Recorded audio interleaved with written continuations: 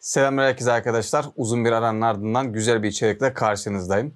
Bundan 4-5 ay öncesinde YouTube reklam aktifleştirme yani para kazanmayı aktifleştirme ile ilgili bir video atmıştım. Bu videoyu hazırlarken çok fazla detaya inmemiştim. Yok vergilendirme kısmıydı, yok Google AdSense ödeme ayarları gibi vesaire kısımlarını hiçbir şekilde anlatmamıştım. Çok fazla kafa karışıklığı olmasın diye. Bu konuya tam geçmeden öncesinde daha önceki videolarda neler anlatmıştım onun hakkında küçük biraz bilgi vereyim. Açıklamalar kısmına linkini bırakacağım. Oradan da önceki ayarları yani normalde ilk partımızı oradaki linke tıklayarak da gidip izleyebilirsiniz.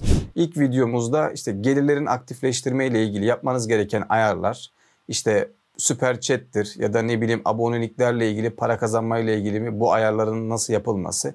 Yani tamamen gelirle alakalı nasıl aktifleştiririz? Abone durumuna göre gelir aşamaları ne şekilde ilerliyor? İşte 1000 abone olduğunda nasıl oluyor? Ya da Shorts izlenmeleri aktifleştirdikten sonra buradaki gelir elde etme durumları gibi bununla alakalı bütün gelir aşamalarını tek tek detaylı bir şekilde ilk videomuzda anlatmıştık. Şimdi ikinci videomuzda arkadaşlar bundan biraz daha detaylı bir şekilde artık ödememiz açılmış olan kanalların daha çok fazla yapacağı işlemleri anlatacağım. İşte vergi bilgilerinin yüklenmesi, nereden hangi belgeyi almamız gerektiği vesaire vesaire, ödeme planlarının doğrulanması, işte Google'un bize göndermiş olduğu bir 6 haneli bir kod var. Bu kodun talebinin oluşturulması, işte geldiğinde ne yapmamız gerektiği gibi aslında videoyu çekme sürecimde biraz zaman aldı.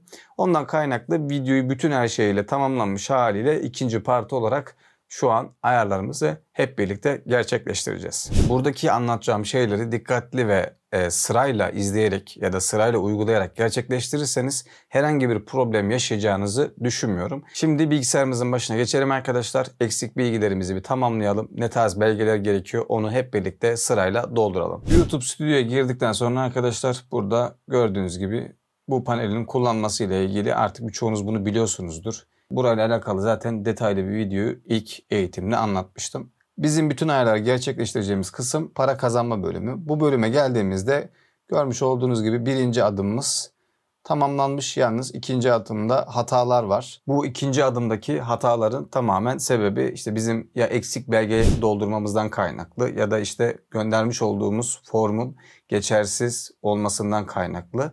İşte bununla alakalı hataları da tek tek şu an sizinle birlikte ayıklayarak devam edeceğiz arkadaşlar. Buradaki bölüme tıklayarak işlemlerimize devam ediyoruz. Mesela öncelik olarak demiş ki doğrulama işleminiz tanımlanmadığı için reklamlarınız artık gösterilemiyor. İşte tekrar göstermek için işte kimliğinizi doğrulayın. AdSense'den para kazanmaya başlamak için ödeme bilginizi girmeniz gerekiyor gibi hataları burada vererek arkadaşlar sizin bu işlemleri tamamlamanız gerekiyor. Şimdi sırayla bu hataları nasıl ayıklıyoruz hep birlikte öğrenelim. Birinci hatamızla direkt başlayalım. Bu doğrulama işlemini bir komple ortadan bir kaldıralım arkadaşlar. Hesabımızı doğrula butonuna tıklıyoruz. Hemen yan tarafta gördüğümüz. Burada görmüş olduğunuz gibi hemen ödeme hesabının alt tarafında bize vermiş olduğu hataları aşağı tarafta detaylı bir şekilde düzeltmemiz gerektiğini burada belirtiyor. Bu bölümde arkadaşlar kendisi zaten yukarıda belirtmiş. Google AdSense'den ödeme almak için ya da YouTube gelirinden para akışınızı sağlayabilmeniz için kesinlikle ve kesinlikle kimlik doğrulamanızı yapmanız gerekiyor. Kimlik doğrulamak da nedir? İşte sürücü belgesidir ya da pasaporttur veya işte oturma iznidir, resmi kimlik belgesi gibi bir belgelerinizi direkt YouTube'a buradan PDF olarak, JPEG olarak ya da PNG olarak buradan dosya olarak göndermeniz. İşte dosya gönderme ile ilgili bir sınırı var. İşte 50 MB'ı geçmesin vesaire gibi ama bu tarz şeylere çok fazla takılmayın. Çünkü geçmez indireceğiniz belgeler. Doğrulamaya başlat kısmına tıklıyoruz. Yasal tam adı yazıyoruz ve buradan alt kısmından hangi kimlik türünü seçeceksek seçiyoruz. Hemen onun altında kimliğin ön yüzünü yükle bölümü geldi. Buradan direkt yüklüyorum. Sonraki diyerek işlemlerime devam ediyorum. Sonraki dedikten sonra adres bilgilerimi girmemi istiyor.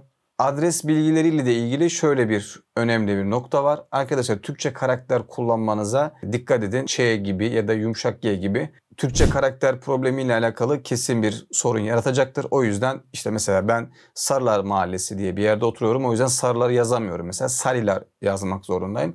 Bu yüzden buna dikkat ederseniz hata vermesinin sebebi bundan kaynaklı olur. Kesinlikle karşılaşırsınız diye düşünüyorum. Buradaki bilgilerimizi de doldurduktan sonra arkadaşlar tekrardan gönder diyoruz. Doğrulama başarılı bir şekilde kimlik belgemizi gönderdik. Buradaki kimlik doğrulama işlemi arkadaşlar tamamen işleme tabi tutuluyor. Biraz süreç alabiliyor. Hesap doğrulama ile ilgili işlemlerimiz şu an için bitti arkadaşlar. Yani tamamen bitmiş değil. O yüzden hani bunu kesin çözüldü olarak görmeyin. Şimdi kalan hataları ayıklamaya devam ediyoruz. Ödeme ile ilgili sorunlara tekrardan geliyorum. Şimdi diğer hatalardan bir tanesi arkadaşlar vergi bilgileriyle alakalı hata. Buraya tıklıyorum. Vergi bilgileri yönetim bölümüne. Bu vergilendirme kısmına geçmeden öncesinde arkadaşlar bu daha önce vergilendirme sisteminin nasıl olduğu ile ilgili güncel bilgi paylaşmam gerekiyor. Çünkü hemen hemen bununla alakalı çok soru geleceğini düşünüyorum. Aslında videonun temel böyle konusunun olduğu yerde bunlardan bir tanesi. Şimdi çok fazla kafanızı şişirmeden biraz önceki vergi sisteminden bahsedeceğim. Daha önceki zamanda şu tarz bir durum söz konusu haline geliyordu. Basit usulde bir şirketiniz olması gerekiyordu. Ve işte bu şirket için maalesef tabii ki de işte KDV'niz, işte gelir verginiz, stopajınız, osunuz, busunuz, ondan sonra muhasebe masrafları vesaire o bu derken hemen hemen örnek veriyorum bir 10.000 TL kazancınızın 3-4 bin lirasını hatta daha da fazlasını 4.500 ya da 5.000'e yakın bir miktarda paranızın yarısını devlete otomatik olarak geri ödüyordunuz. Şimdi bu durum tamamen yok oldu. Şirket açmanıza kesinlikle gerek yok. Bu çok sorulacak sorulardan bir tanesi. İşte ben YouTube'dan para kazanacağım. Şirket açmak zorunda mıyım? Ya da işte muhasebeci tutmak zorunda mıyım? Ya da hangi şu an güncel bir vergi ödemek durumundayım? Bu tamamen artık 2024'te değişti. Geçerli olan vergi durumu tamamen şuna dönüştü. İnsanlar artık dijital platformlardan, YouTube'dan ya da işte uygulama üzerinden, mobil uygulama geliştiriciliği üzerinden para kazanabiliyor. Yalnız bu dediğime şu girmiyor. Örnek veriyorum Trendyol'dan, satıcılıktan, işte influencerlık gibi bir para kazanıyorsunuz. Bu onu barındırmıyor. Yani o tarz şeyleri barındırmıyor. Mesela işte Twitch yayıncılığı da buna giriyor.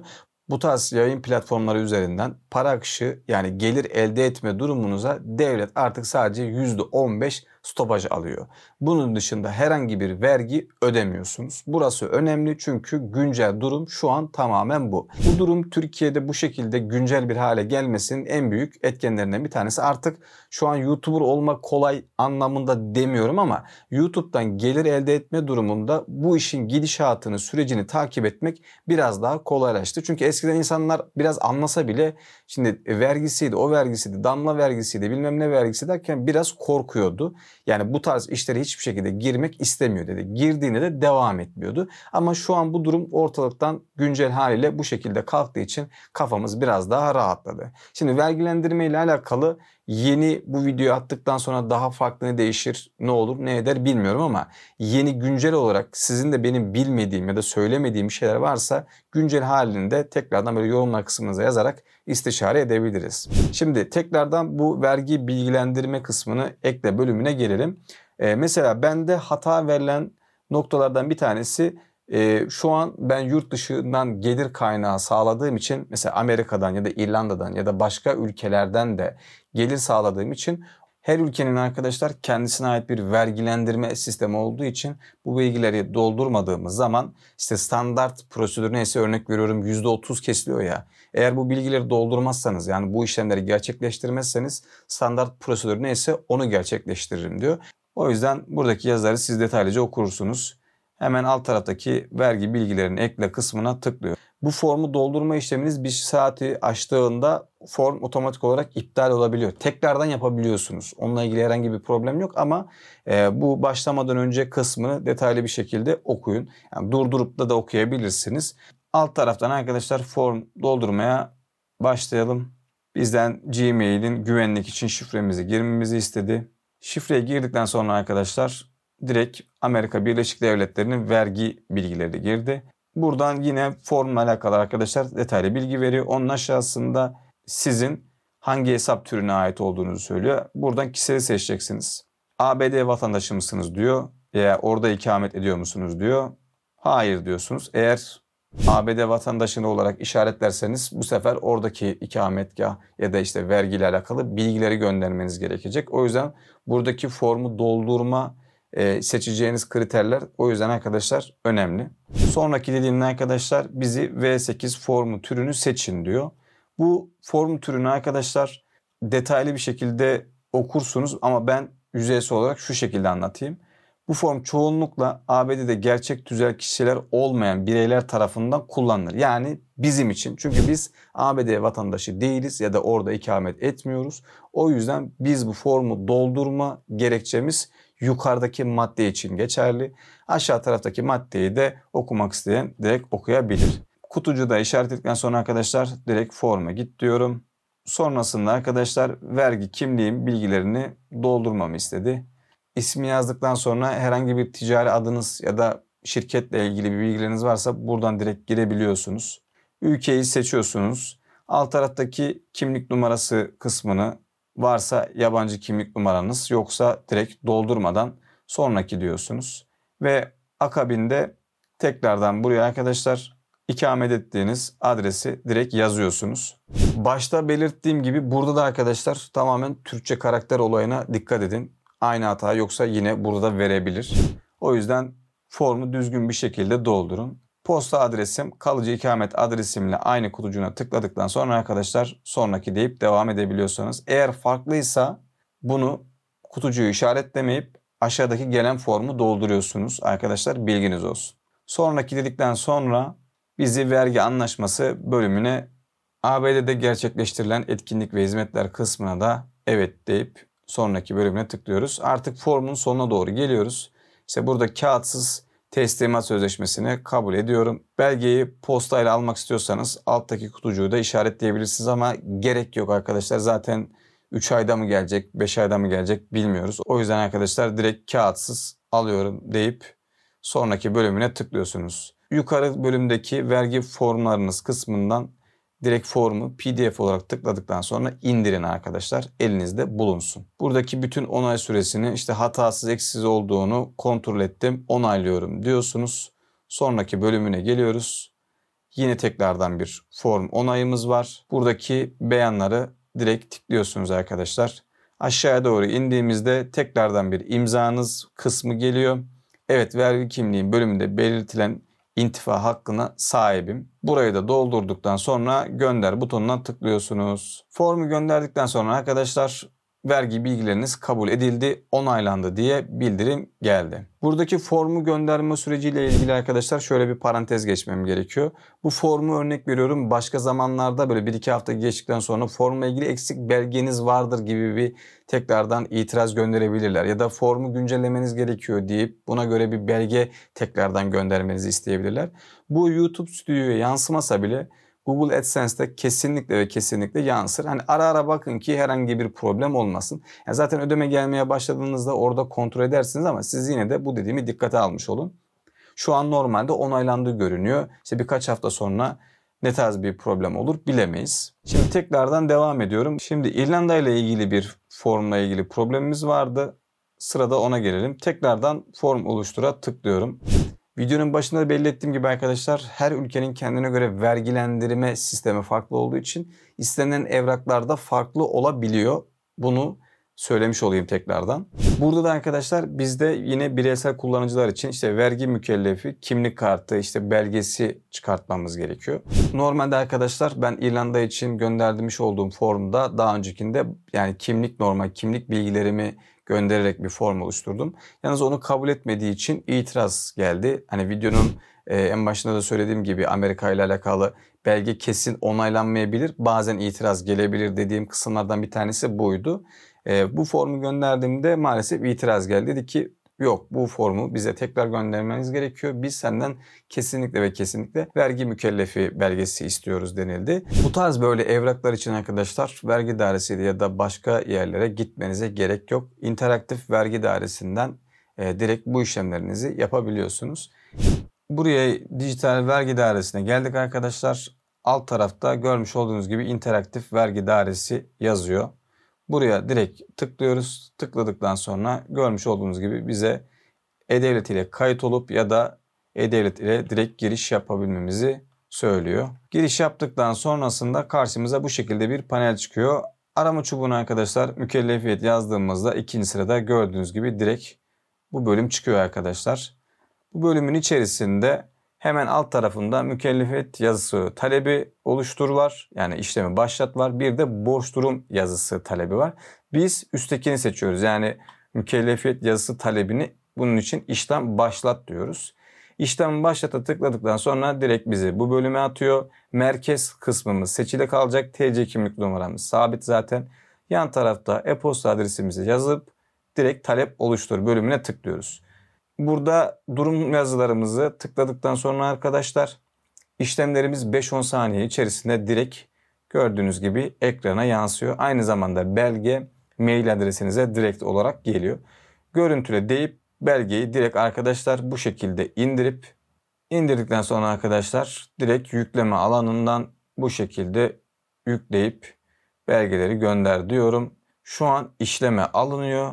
İşleme alındıktan sonra bu videoyu 1-2 gün sonrasında tekrardan kontrol ettim bu arada arkadaşlar. Yani çektiğim tarihin dışında şu anki göndermiş olduğum belgede itirazsız bir şekilde onaylandı. Yani vergi mükellefiyet belgesini nasıl indirmeniz gerektiğini ya da nedir diye baktığınızda tamamen yapmanız gereken işlem burası. Ve bunun için de yine vergi dairesine oraya buraya gitmenize gerek yok. Direkt interaktif vergi dairesinden bu tarz işlemlerinizi çözebiliyorsunuz. Amerika kısmı kabul edildi. İrlanda kısmı kabul edildi. Tekrardan sayfayı yenilediğimizde YouTube AdSense'te ödeme ile alakalı işlem yapmanız gerekiyor diyor. Diğer kısımlarımız, sorunlarımız çözüldü. Bunun için de arkadaşlar ödemeler bölümüne tekrardan geldiğimizde diğer kısımlarının tamamlandığını, ödeme almak için geçerli bir ödeme yöntemi ekle bölümü dışında bütün her şey gördüğünüz gibi onaylandığını görebiliyorsunuz. Şimdi bu ödeme ile alakalı kısma geldiğimizde, şimdi bu bölümde bir parantez açmam gerekiyor. Ödeme yöntemi ekleme bölümünü ben doldurmayacağım arkadaşlar. Çünkü bu kısımdaki bilgileri doldurduktan sonra buraya yazmış olduğumuz IBAN'a herhangi bir ödeme, yani nereden para yatarsa yatsın, illa YouTube AdSense'den ya da işte başka platformlardan, Twitch'ten vesaire fark etmiyor. Yani nereden para gelirse gelsin buraya yazmış olduğunuz hesap numarasından %15 stopaj kesinlikle kesiyor. O yüzden bunun için şunu yapmanız gerekiyor. Bir bankaya gittikten sonrasında bankadan yeni bir hesap numarası açın ya da hiç kullanmadığınız, kimseye vermediğiniz, örnek veriyorum, normal bir para transferi gerçekleştirmediğiniz bir hesap numarasını vergi dairesine gidip bu hesap numarasının tamamen sosyal medyadaki gelir için, yani bunun beyanını bulunmanız gerekiyor. Çünkü benim şirketim olduğundan kaynaklı ben bu işlemleri gerçekleştirmedim ve buraya bir hesap numarası yazmayacağım o yüzden. Ama sizin bunu yapmanız gerekiyor. Hesabınızı onaylattıktan sonra, yani IBAN numarasını onaylattıktan sonra buraya girip direkt kaydet deyip geçebilirsiniz. Tekrar söylüyorum çünkü çok sorulacak olan sorulardan bir tanesi bu. Buraya yazmış olduğunuz hesap numarası normal bireysel kullandığınız bir hesap numarası kesinlikle olmasın. Çünkü her yatan paradan %15 stopaj kesecek. Şimdi bu alanı da doldurduk dediğimizde benim şu an YouTube'da gördüğünüz gibi kazançlarım artık yansıdı. Yani diğer bilgilendirmeler kısımlarına girdiğim için YouTube'dan gelen kazandığım para AdSense hesabıma yansıdı. Eğer ödeme bilgisi girersem, yani az önceki sayfadaki ödeme bilgilerini doldurup hesap numaramı girersem buradaki para direkt olarak oradaki hesabıma yatmış olacak. Son olarak bizim YouTube'da hesap doğrulama işlemlerimiz var. Yani parayı kazansak bile hesabımıza para yatmadığı için, yani askıda kaldığı için bizim hesabımızın doğrulaması gerekiyor. Yani 2-2,5 ay öncesinde benim gönderdiğim hesap doğrulama talebindeki adrese bir kağıt geldi. O kağıda şu an size göstereceğim evrakı. Sisteme kayıtlı olan ev adresinize, buradaki kayıtlı olan adresinize arkadaşlar Google AdSense şu şekilde bir evrak göndermesi gerekiyor.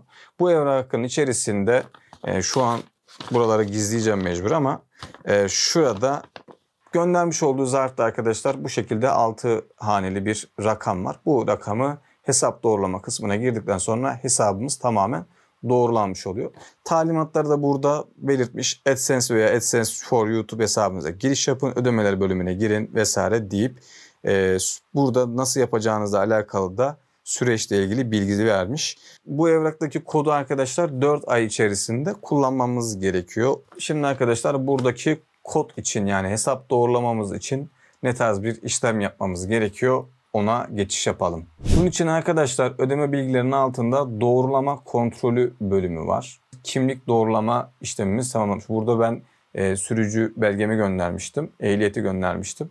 O belgeyi gönderdiğimden dolayı kimlik doğrulama işlemlerimiz tamamlanmış.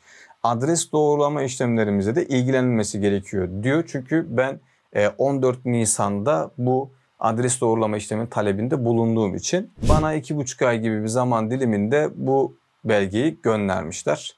Şimdi 6 haneli pinimizi buraya yazıyorum. Gönder dedikten sonra saniyeler içerisinde adres doğrulama işlemlerimiz de tamamlandı. Bu süreçler arkadaşlar zaman alıyor. O yüzden biraz da sabretmeniz gerekiyor aslında. İşte mesela sürekli bana şey yazıyorsunuz. Abi işte 2 gün oldu şöyle olmadı. 3 gün oldu şöyle olmadı. Hocam işte şunu gönderdim. İşte bir hafta oldu olmadı. Arkadaşlar biz de bekliyoruz. Yapacak bir şey yok. Hani şu an bu videoyu izliyorsunuz. 15-20 dakika neyse izliyorsunuz. Ben size 3 aylık bir süreci 15-20 dakikanın içerisinde pay pay çeke çeke tek bir video haline getirerek ekstra böyle bir uğraşla bu videoya bu kadar zaman ayırarak arkadaşlar nasıl bekliyorsam siz de o şekilde Google'un ya da işte YouTube'la alakalı olan bu süreci maalesef beklemeniz gerekiyor. Bazı işlemler 1-2 dakikalık işlemler, bazen de 2-3 ay süren işlemler olabiliyor. Şimdi arkadaşlar vergilendirmeyle, eklemeyle, çıkarmayla, ondan sonra belge göndermesiyle, hangi ülkenin vergisine göre ne tarz bir belge göndermemiz gerektiği gibi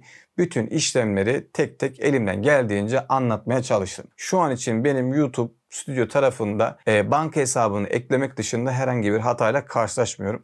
Aktif olarak da ödeme almaya devam ediyorum. Hatta panelin yeni gelen özelliklerinde tahmini önümüzdeki gelecek olan ödemelerin vesaire gibi bir gelişmeler var. Belki ilerleyen süreçlerde YouTube'un gelişmesiyle ilgili bir video atarız o konuyla alakalı.